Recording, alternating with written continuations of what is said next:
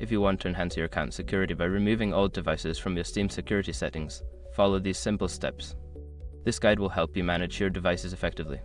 Step 1. Log into your Steam account. Open the Steam application or website and enter your login credentials to access your account. Step 2. Go to Account Details. Once logged in, click on your profile name in the upper right corner.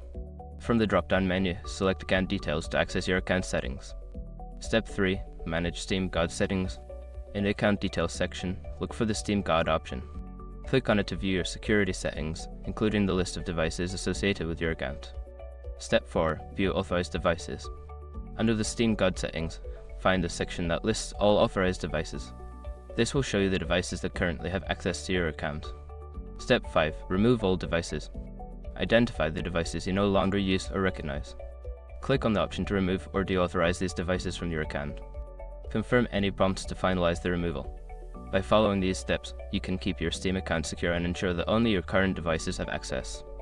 Regularly managing your devices is a good practice for maintaining account security.